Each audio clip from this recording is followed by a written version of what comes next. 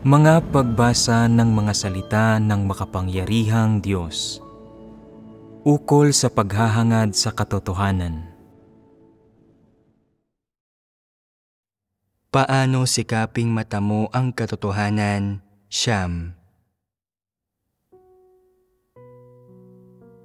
Ituloy natin ang pagbabasa.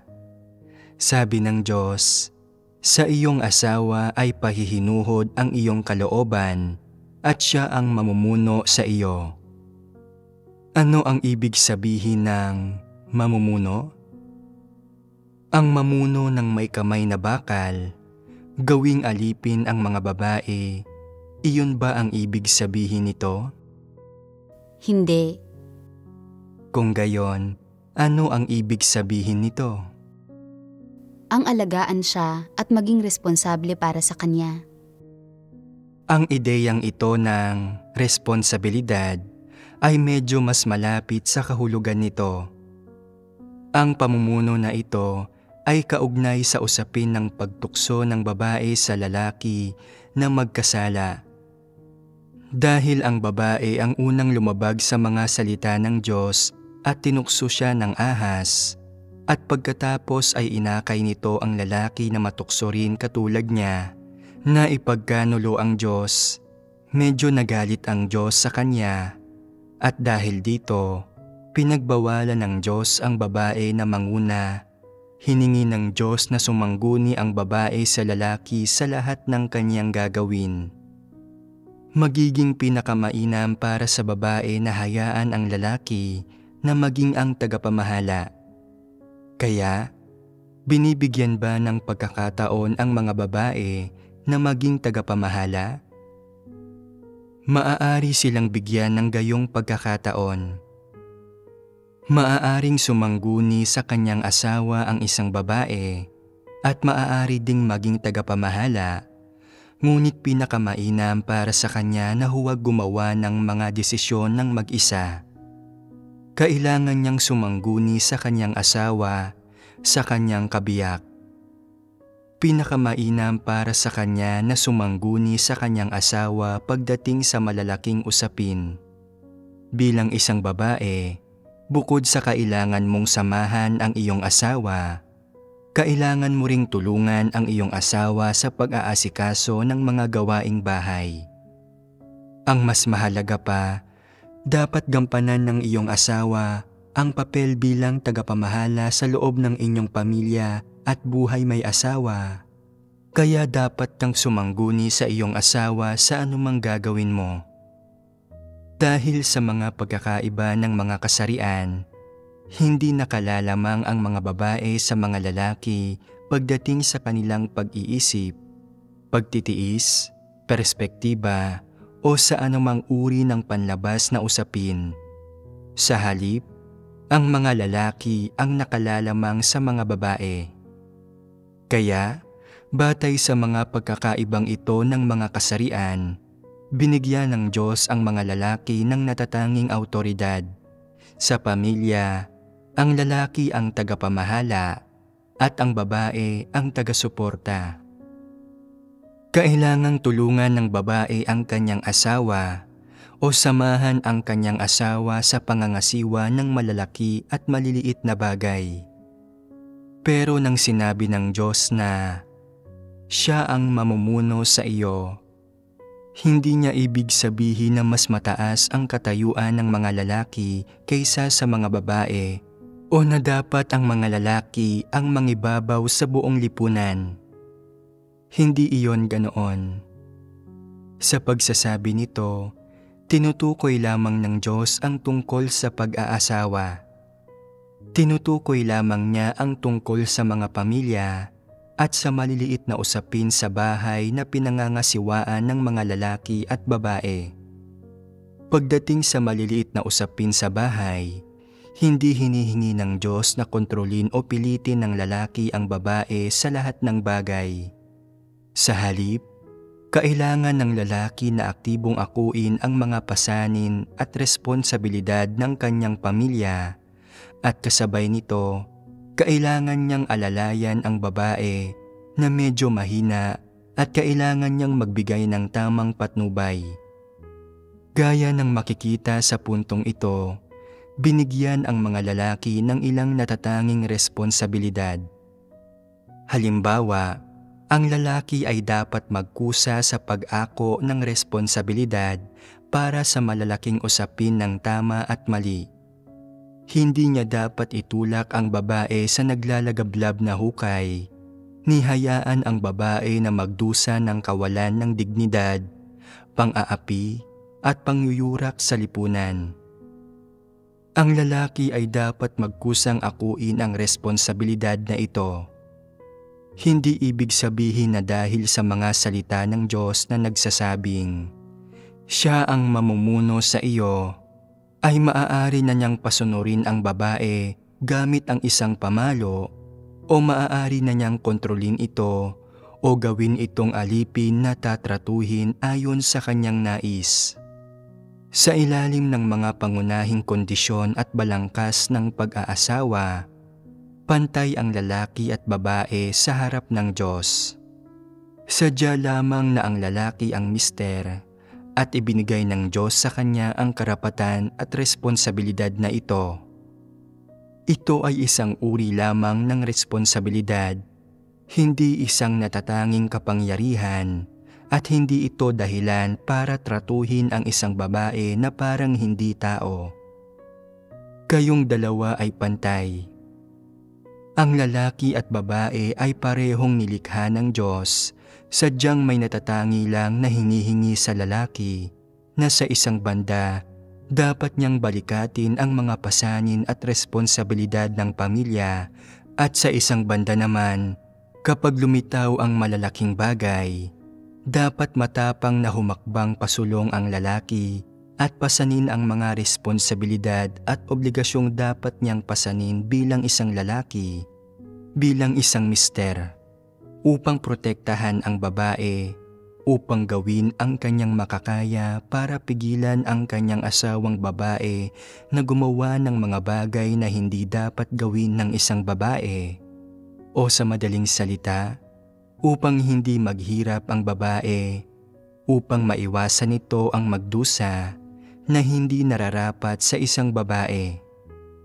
Halimbawa, upang maitaas ang kanilang posisyon, upang mamuhay ng maayos at yumaman, upang hangarin ang kasikatan, pakinabang at katayuan, at upang tumaas ang tingin sa kanila ng iba, ibinibigay ng ilang lalaki ang kanilang asawa sa kanilang mga amo para maging kabit ng mga ito, ibinebenta ang laman ng kanilang asawa.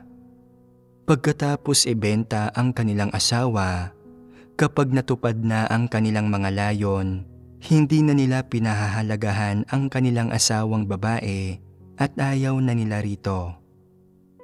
Anong klaseng lalaki ito? Hindi ba't mayroong gayong mga lalaki? Hindi ba't maladyablo ang lalaking ito?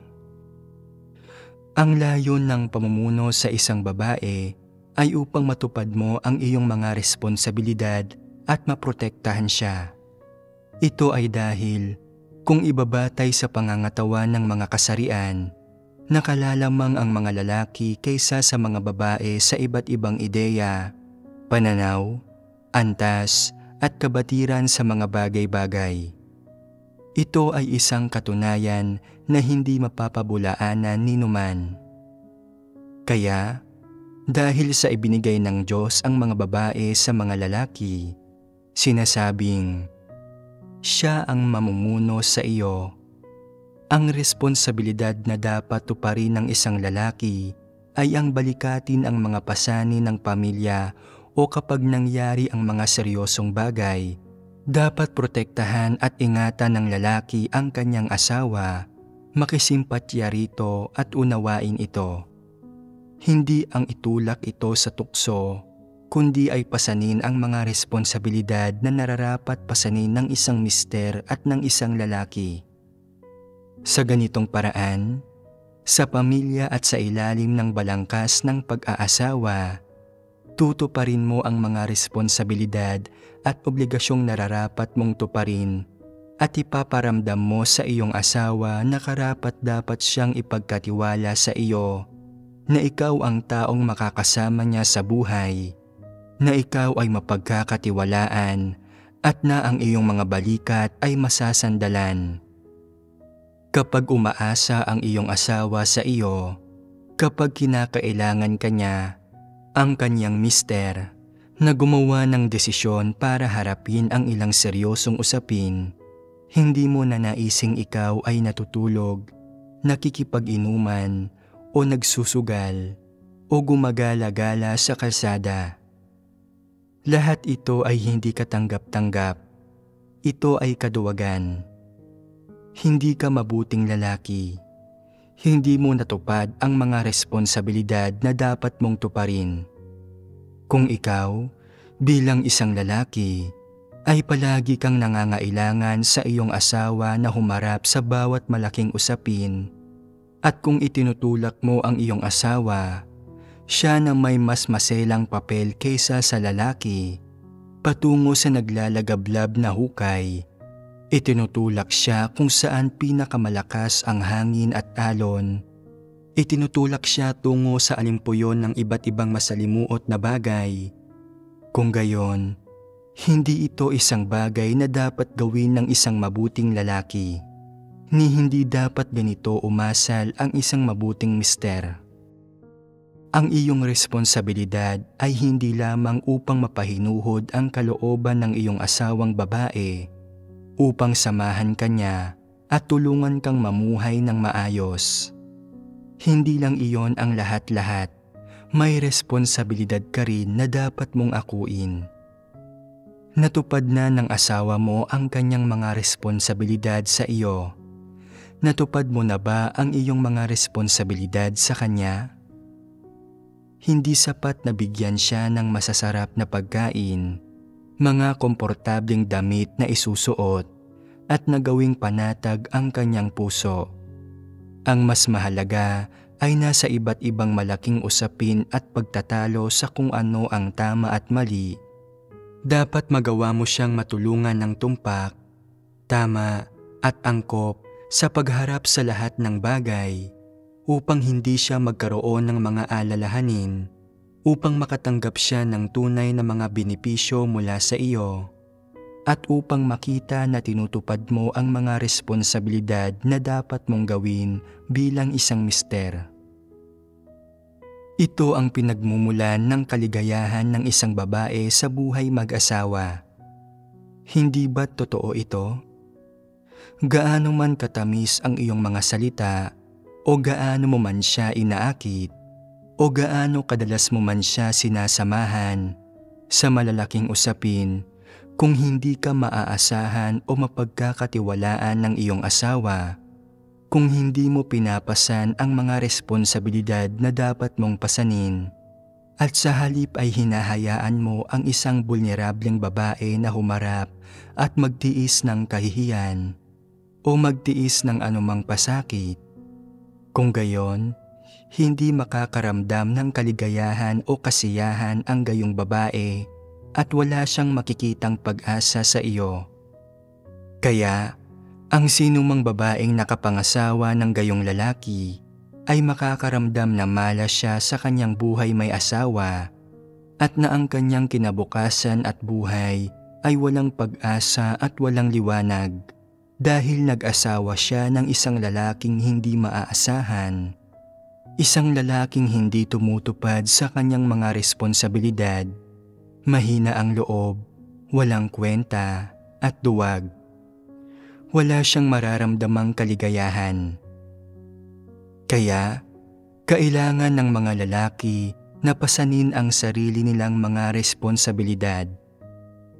Sa isang banda, ito ay isang hinihingi sa pagkatao, at sa isang banda naman, kailangan nilang tanggapin ito mula sa Diyos. Ito ang responsibilidad at obligasyong ibinigay ng Diyos sa bawat lalaki sa buhay may asawa. Kaya, para sa mga babae, kung nais mong mag-asawa at makahanap ng iyong kabiyak, sa pinakamababa, dapat mong tingnan kung maaasahan ba o hindi ang isang lalaki. Ang kanyang hitsura, tangkad, diploma, kung siya ba ay mayaman at kung kumikita ba siya ng malaki ay hindi ang pinakamahalaga. Ang susi ay ang tingnan kung ang taong ito ay mayroong pagkatao at pagpapahalaga sa responsibilidad, kung ang kanyang mga balikat ay malapad at makisig, at kapag sumasandal ka sa kanya, kung siya ba ay matutumba o makakaya kanyang buhatin at kung siya ay maaasahan. Sa mas tumpak na salita, kung matutupad ba niya ang mga responsibilidad ng isang mister tulad ng sinabi ng Diyos, kung siya ba ay ganoong uri ng tao, bukod pa sa pagsunod sa daan ng Diyos, sa pinakamababa, dapat siya ay isang taong may pagkatao sa paningin ng Diyos. Kapag magkasamang namumuhay ang dalawang tao, hindi mahalaga kung sila ay mayaman o mahirap, kung ano ang kalidad ng kanilang buhay, kung ano ang nasa kanilang bahay, o kung magkasundo ba ang kanilang ugali o hindi. Sa pinakamababa, ang lalaki na iyong pakakasalan ay dapat na tumupad sa kanyang mga obligasyon at responsibilidad sa iyo.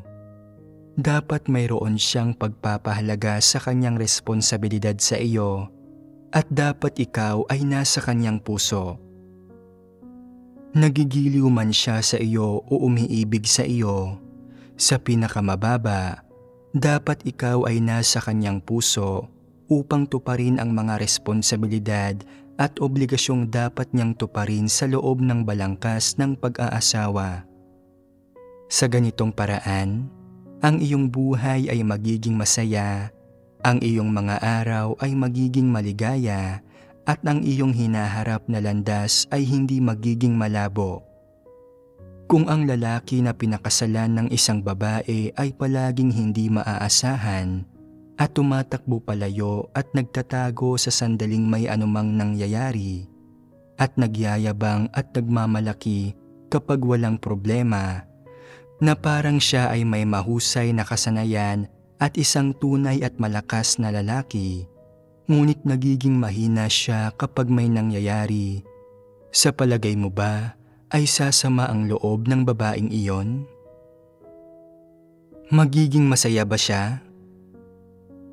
Ang isang disente at mabuting babae ay mag-iisip, lagi ko siyang inaalagaan at minamahal, handa akong pagdusahan ang anuman para matupad ang aking mga responsibilidad bilang asawa, pero hindi ko nakikita ang kinabukasan ko kasama ang lalaking ito. Hindi ba't puno ng pasakit ang gayong buhay mag-asawa? Hindi ba't ang pasakit na nararamdaman ng babae ay may kaugnayan sa lalaki, sa kanyang kabiyak? Responsibilidad ba ito ng lalaki? Ang lalaki ay dapat magnilay-nilay sa kanyang sarili. Hindi pwedeng palagi na lang siyang magreklamo na mabusisi ang babae, na mahilig itong mamuna at mangusisa. Ang dalawang panig ay kapwa dapat magnilay-nilay kung tinutupad ba nila o hindi ang kanilang mga obligasyon at responsibilidad, at kung ginagawa ba nila ito ayon sa mga salita ng Diyos pagkatapos marinig ang mga salitang ito. Kung hindi nila tinutupad ang kanilang mga obligasyon at responsibilidad, kailangan nilang agad na magbago, agad na ituwid ang kanilang sarili at lutasin ang sitwasyon. Hindi pa huli ang lahat. Ito ba ay isang mabuting paraan ng pag-asal? Ituloy natin ang pagbabasa. Pagkatapos nito ay ang isa pang utos ng Diyos kay Adan, ang unang ninuno ng sangkatauhan. Sinabi ng Diyos, sapagkat iyong dininig ang tinig ng iyong asawa at kumain ka ng bunga ng punong kahoy na aking iniutos sa iyo, na sinabi, huwag kang kakain niyaon, sumpain ang lupa dahil sa iyo. Kakain ka mula sa mga ito sa pamamagitan ng iyong pagpapagal sa lahat ng mga araw ng iyong buhay. Ang isisibol niyaon sa iyo ay mga tinik at mga dawag, at kakain ka ng pananim sa parang. Sa pawis ng iyong mukha ay kakain ka ng tinapay, hanggang sa ikaw ay bumalik sa lupa. Sapagkat diyan ka kinuha, sapagkat ikaw ay alabok at sa alabok ka uuwi. Ang siping ito ay pangunahing utos ng Diyos sa mga lalaki. Anuman ang sitwasyon, dahil binigyan ng Diyos ng utos ang mga lalaki, ang kanyang utos ang mga obligasyon at gampanin na kinakailangan nilang tuparin sa balangkas ng pag-aasawa at sa pamilya. Hinihingi ng Diyos na itaguyod ng mga lalaki ang kabuhayan ng pamilya pagkatapos mag-asawa, na kailangan ng mga lalaki na magsikap ng husto habang buhay upang mapanatili ang kanilang kabuhayan. Kailangang panatilihin ng mga lalaki ang kanilang kabuhayan, kaya kinakailangan nilang magtrabaho. Gamit ang modernong wika, kinakailangan nilang makakuha ng trabaho at magtrabaho para kumita ng pera, o kinakailangan nilang magtanim ng palay at anihin ito para mapanatili ang kabuhayan ng pamilya. Kinakailangan ng mga lalaki na magsumikap at magtrabaho para suportahan ang buong pamilya, para mapanatili ang kanilang kabuhayan. Ito ang utos ng Diyos sa mga mister, sa mga lalaki. Ito ang kanilang responsibilidad. Kaya, sa ilalim ng balangkas ng pag-aasawa, hindi maaaring bigyang diin ng mga lalaki na mahina ang aking kalusugan. Ang hirap humanap ng trabaho sa lipunan ngayon, masyado akong namomroblema. Pinalayaw ako ng aking mga magulang sa aking paglaki, hindi ako marunong sa kahit anong trabaho. Kung wala kang alam na kahit anong trabaho, bakit ka nag-asawa? Kung hindi mo kayang suportahan ang isang pamilya at wala kang kakayahan na magtrabaho para akuin ang kabuhayan ng buong pamilya, bakit ka nag-asawa? Hindi responsable na sabihin ang ganitong bagay. Sa isang banda, hinihingi ng Diyos na ang mga lalaki ay magsipag sa trabaho, at sa isa pang banda, hinihingi niya na magtrabaho sila para makaani ng makakain mula sa lupa. Siyempre, sa panahon ngayon, hindi niya iginigiit na mag-ani ka ng makakain mula sa lupa, ngunit ang pagtatrabaho ay kinakailangan. Kaya ang katawan ng lalaki ay matipuno at malakas, samantalang ang katawan ng babae ay mahina kung ikukumpara. Sila ay magkaiba. Lumikha ang Diyos ng magkakaibang pangangatawan para sa mga lalaki at babae. Sa kalikasan, ang lalaki ay dapat magtrabaho at magsumikap upang mapanatili ang kabuhayan ng kanyang pamilya, upang suportahan ang pamilya. Iyon ang kanyang papel. Siya ang pangunahing lakas ng pamilya. Ang babae sa kabilang banda ay hindi inaatasan ng Diyos ng gayong bagay. Kaya pwede bang umani ang babae sa lupang hindi naman siya ang nagtatanim, naghihintay na lamang kumain ng pagkaing nakahanda na nang wala siyang anumang ginagawa? Hindi rin tama iyon. Bagamat hindi iniutos ng Diyos sa babae na itaguyod ang kabuhayan ng pamilya, hindi pwedeng paupo-upo lang siya nang walang ginagawa.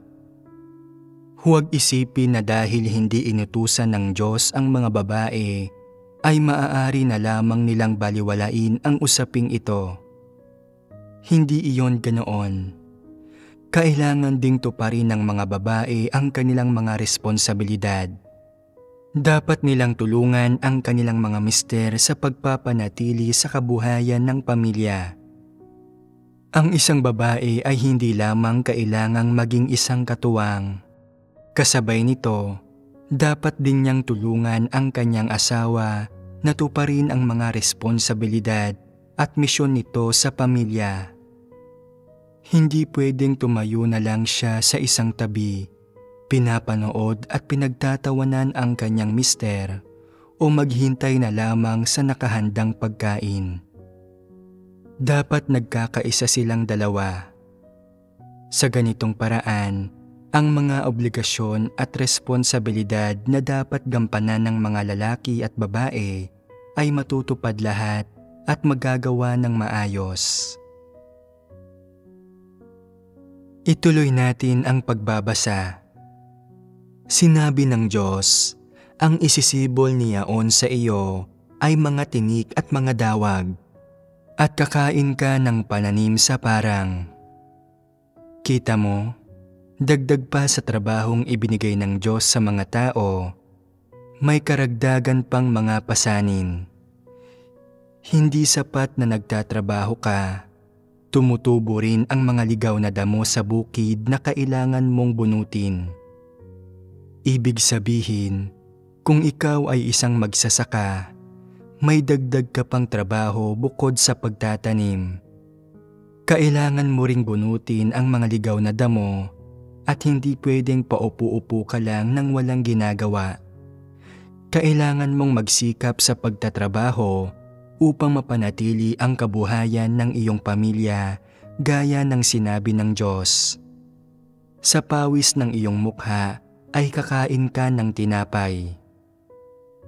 Ano ang ibig sabihin ng pariralang ito? Ito ay nangangahulugang may karagdagang bigat na ibinibigay sa mga tao bukod pa sa kanilang trabaho. Hanggang kailan? Hanggang sa ikaw ay bumalik sa lupa. Hanggang sa iyong huling hininga, kapag natapos mo na ang paglalakbay sa buhay, hindi mo na kakailanganin pang kumilos ng ganito at matutupad na ang iyong mga responsibilidad. Ito ang utos ng Diyos sa mga tao at ito ang kanyang kautusan sa kanila, pati na rin ang responsibilidad at pasanin na ibinigay niya sa kanila. Handa ka man o hindi, ito ay inorden ng Diyos at hindi mo ito matatakasan. Kaya, sa buong lipunan o sa buong sangkatauhan, tinitingnan man ito ng isang tao mula sa isang personal o objetibong pananaw, mas malaki ang isipin ng mga lalaki sa kanilang pananatiling buhay sa lupa kumpara sa mga babae na hindi maiiwasan na masasabing resulta ng inorden at pamamatnugot ng Diyos. Sa usaping ito, kailangan ng mga lalaki na tanggapin ito mula sa Diyos at pasanin ang mga responsibilidad at obligasyon na dapat nilang pasanin. Sa partikular, ang mga taong nasa balangkas ng pag-aasawa na may pamilya at asawa ay hindi dapat magtangkang tumakas o tumanggi sa pagtupad sa kanilang mga responsibilidad dahil lang sa ang buhay ay mahirap, mapait o nakapapagod. Kung sasabihin mo na ayaw kong gawin ang responsibilidad na ito at ayaw kong magtrabaho, kung gayon, maaari mong piliing umatras sa pag-aasawa o tumanggi sa pag-aasawa. Kaya, bago ka mag-asawa, dapat pag-isipan mo muna ito, isipin at unawain ng malinaw kung ano ang mga responsibilidad na hinihingi ng Diyos na akuin ng isang lalaking may asawa. Kung kaya mo bang tuparin ang mga ito o hindi, kung kaya mo bang gawin ang mga ito ng maayos o hindi, kung kaya mo bang gampanan ng wasto ang iyong papel o hindi, ang mga utos ng Diyos sa iyo, at kung kaya mo ba o hindi na tiisin ang mga pasanin ng pamilya na ibibigay sa iyo ng Diyos. Kung sa palagay mo ay wala kang pananalig na gawin ang lahat ng ito ng maayos, o kung wala kang kahandaang gawin ito, kung ayaw mong gawin ito, kung tumatanggi ka sa responsibilidad at obligasyong ito, tumatangging magtiis ng pasanin sa loob ng tahanan at sa balangkas ng pag-aasawa, kung gayon ay hindi ka dapat mag-asawa. Sa kapwa lalaki at babae, ang pag-aasawa ay nangangahulugan ng mga responsibilidad at pasanin. Hindi ito isang simpleng bagay lang. Bagamat hindi ito sagrado, sa aking pagkaunawa, ang pag-aasawa kahit papaano ay isang seryosong bagay at dapat itama ng mga tao ang kanilang mga saloobin tungkol dito. Ang pag-aasawa ay hindi para paglaruan ang mga pagnanasa ng laman o para tugunan ang mga panandaliang pangangailangan ng damdamin, lalong hindi ito para tugunan ang iyong kuryosidad. Ito ay isang responsibilidad at obligasyon. At syempre, ang masigit pa, ito ay isang kumpirmasyon at pagpapatunay kung ang isang lalaki o babae ay may abilidad at pananalig na pumasan sa mga responsibilidad ng pag-aasawa. Kung hindi mo alam kung may abilidad ka ba o wala na pasanin ang mga responsibilidad at obligasyon ng pag-aasawa, kung ganap kang walang alam sa mga ito, o kung ayaw mong mag-asawa, o kung nayayamot ka pa nga sa ideya ng pag-aasawa, kung ayaw mong pasanin ang mga responsibilidad at obligasyon ng buhay pamilya, maging maliliit o malalaking bagay man ang mga ito at nais mong manatiling walang asawa, sinabi ng Diyos na hindi maganda ang mapag-isa. Pero sa tingin ko, maganda rin naman ang mapag-isa. Kung gayon, ay maaari mong tanggihan ang pag-aasawa o maging ang iwanan ang iyong buhay may asawa. Iba-iba ito sa bawat individual at ang bawat tao ay may kalayaang pumili. Ngunit kahit ano pa ang sabihin mo, kung titingnan mo kung ano ang nakatala sa Biblia tungkol sa mga sinasabi at inorden ng Diyos tungkol sa pinakaunang pag-aasawa ng sangkatauhan, makikita mo na ang pag-aasawa ay hindi isang laro, ni hindi rin ito isang simpleng bagay. Siyempre, lalong hindi rin ito ang libingan na tulad ng inilalarawan ng mga tao. Ang pag-aasawa ay isinaayos at inorden ng Diyos. Mula pa sa simula ng tao, ito ay inorden at isinaayos na ng Diyos. Kaya ang mga makamundong kasabihang iyon, ang pag-aasawa ay isang libingan, ang pag-aasawa ay isang bayan na inaatake, ang pag-aasawa ay isang trahedya, ang pag-aasawa ay isang sakuna, at iba pa. May katuturan ba ang mga ito? Walang katuturan ang mga ito. Sadyang ito ang pagkaunawa na mayroon ang tiwaling sangkatauhan tungkol sa pag-aasawa pagkatapos nila itong baluktutin, itiwali, at ituring na masama. Pagkatapos baluktutin, itiwali, at ituring na masama ang wastong pag-aasawa, binabatikos din nila ito, nagsasabi ng ilang hindi angkop na mga panlilinlang, nagpapahayag ng mga malajablong salita, at bilang resulta, ang mga nananampalataya sa Diyos ay nalilihis din, kaya mayroon din silang mga mali at di normal na pananaw sa pag-aasawa. Nalihis at natiwali rin ba kayo? Kung gayon, sa pamamagitan ng ating pagbabahaginan, pagkatapos mong magkaroon ng tumpak at wastong pagkaunawa sa pag-aasawa, kapag may muling nagtanong, alam mo ba kung ano ang pag-aasawa? Sasabihin mo pa rin bang ang pag-aasawa ay isang libingan? Tama ba ang pahayag na ito? Dapat mo bang sabihin iyon? Hindi. Bakit hindi? Dahil ang pag-aasawa ay isinaayos at inorden ng Diyos, dapat itong tratuhin ng mga tao ng tama. Kung ang mga tao ay kikilos ng walang pakundangan at bibigyang layaw ang kanilang mga pagnanasa, nagpapakasasa sa kalandian at nagdudulot ng masasamang kahihinatnan, sinasabing ang pag-aasawa ay isang libingan. Kung gayon, masasabi ko lang na hinuhukay nila ang kanilang sariling libingan at binibigyan ng problema ang kanilang sarili. Hindi sila pwedeng magreklamo. Wala itong kinalaman sa Diyos. Hindi ba't ito nga ang sitwasyon? Ang pagsasabi na ang pag-aasawa ay isang libingan ay ang pagbabaluktot at pagkokondena ni Satanas sa pag-aasawa at sa isang positibong bagay. Kapag mas positibo ang isang bagay, mas lalo itong binabaluktot ni Satanas at ng tiwaling sangkatauhan tungo sa isang kabuktutan. Hindi ba't masama ito?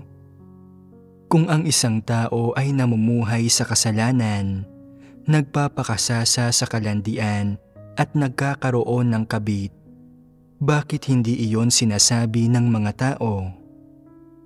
Kung ang isang tao ay nakikiapid, bakit hindi iyon sinasabi ng mga tao?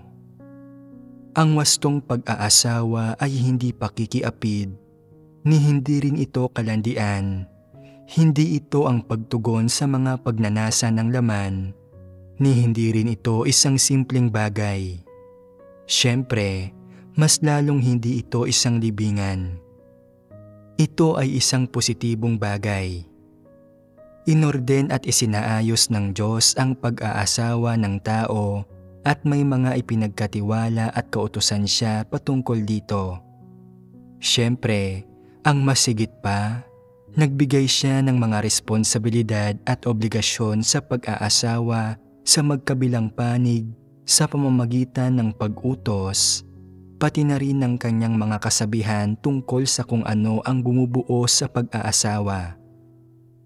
Ang pag-aasawa ay maaari lamang buuin ng isang lalaki at isang babae. Sa Biblia, lumikha ba ang Diyos ng isang lalaki, tapos ay lumikha ng isa pang lalaki, at pagkatapos ay ikinasal sila? Hindi. Walang homosekswal na pag-aasawa sa pagitan ng dalawang lalaki o dalawang babae. Mayroon lamang pag-aasawa ng isang lalaki at ng isang babae. Ang pag-aasawa ay binubuo ng isang lalaki at isang babae na hindi lamang magkatuwang, kundi nagtutulungan din. Sinasamahan nila ang isa't isa, inaalagaan ang isa't isa, at parehong tinutupad ang kanilang mga responsibilidad, namumuhay ng maayos, at sinasamahan ang isa't isa ng wasto sa mga landas ng kanilang buhay. Sinasamahan ang isa't isa sa bawat mahirap na yugto ng buhay, sa bawat iba't iba at natatanging yugto. At siyempre, napagdadaanan din nila ang mga ordinaryong panahon. Ito ang responsibilidad na pareho nilang dapat akuin sa pag-aasawa, at ito rin ang ipinagkakatiwala ng Diyos sa kanila. Ano ang ipinagkakatiwala ng Diyos? Ito ang mga prinsipyong dapat panatilihin at isagawa ng mga tao.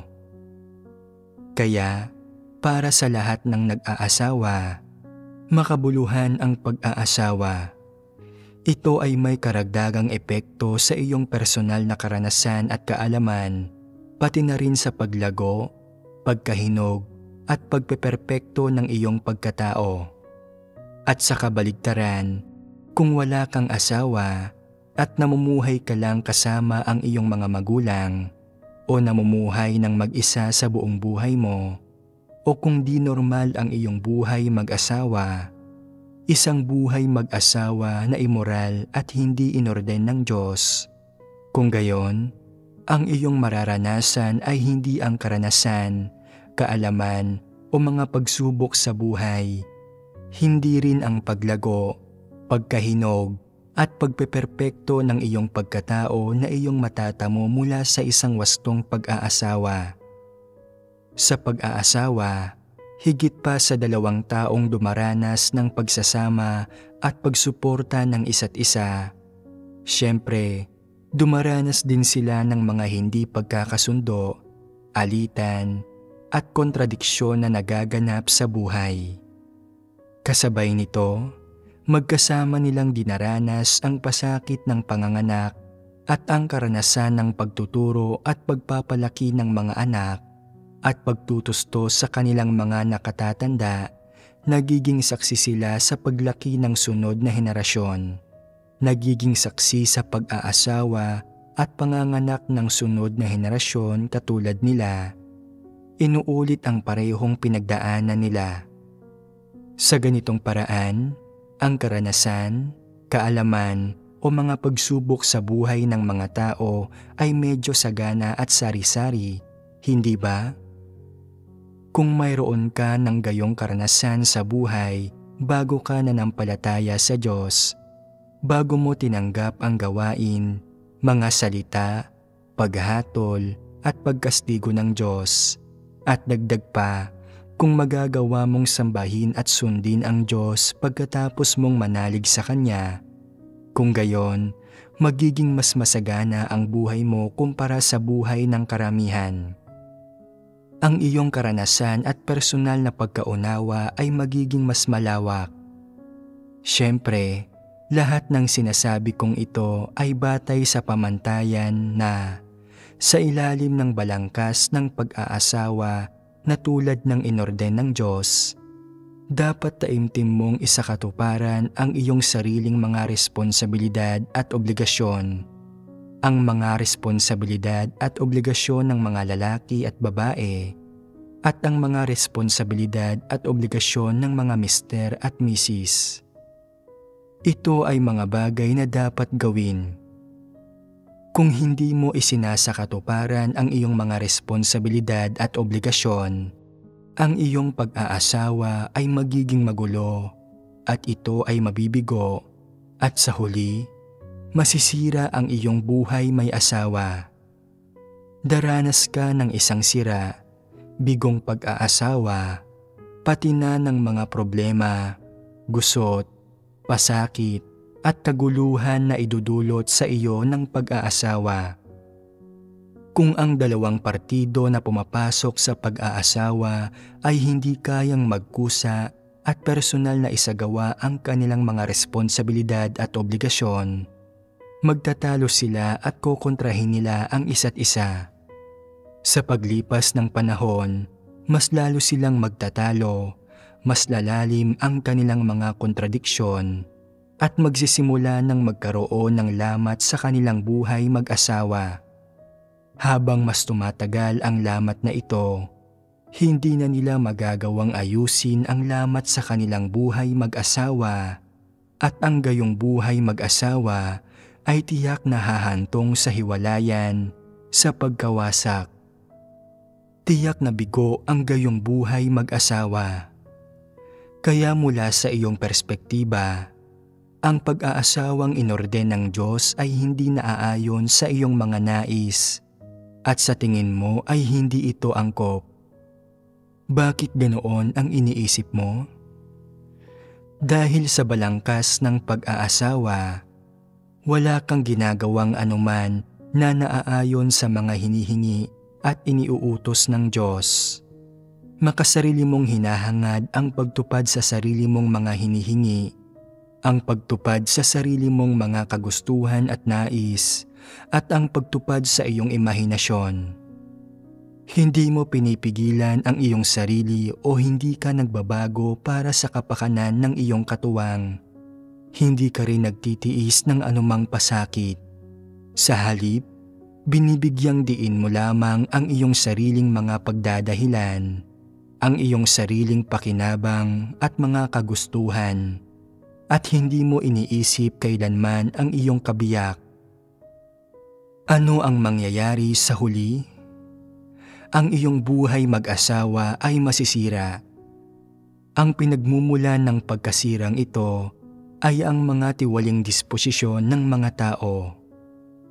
Masyadong makasarili ang mga tao, kaya ang mag-asawa na dapat sana ay iisa ay hindi makapagsama ng maayos, hindi nila magawang makisimpatya, umunawa, magpagaan ng loob at tumanggap sa isa't isa, o baguhin at isakripisyo ang mga bagay-bagay para sa isa't isa.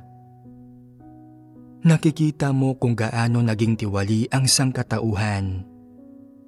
Hindi kayang pigilan ng pag-aasawa ang pag-asal ng mga tao, ni hindi nito mahikayat ang mga tao na isuko ang kanilang mga makasariling hangarin.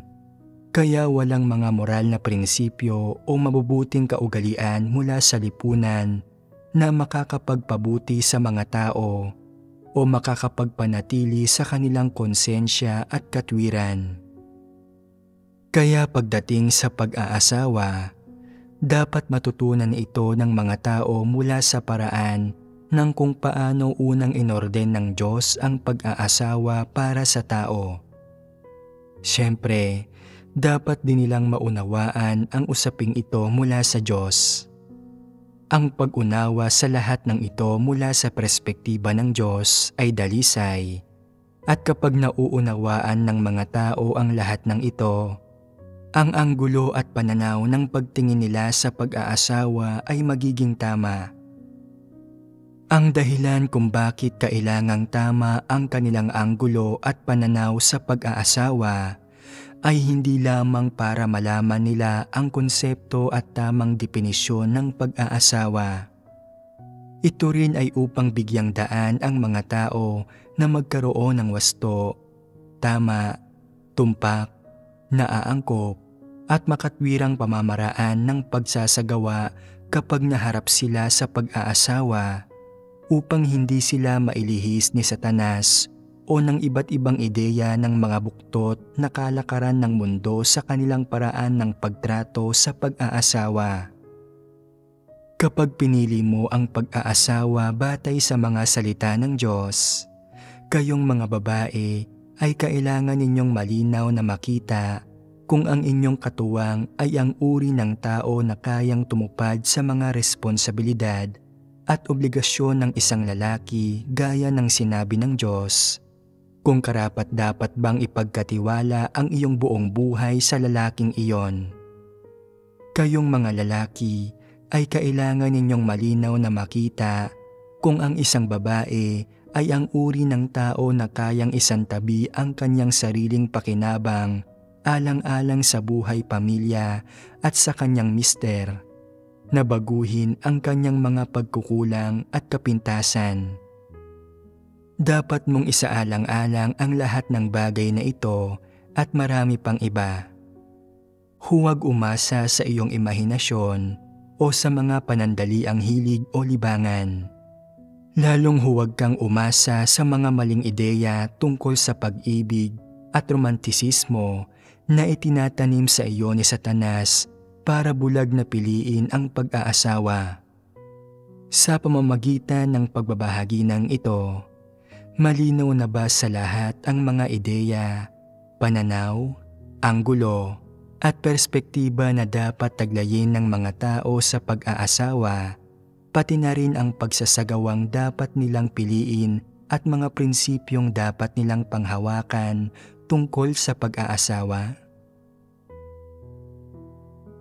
Ngayong araw, hindi pa natin napag-usapan ang tungkol sa pagbitiw sa mga paghahangad, mithiin at hangarin sa pag-aasawa.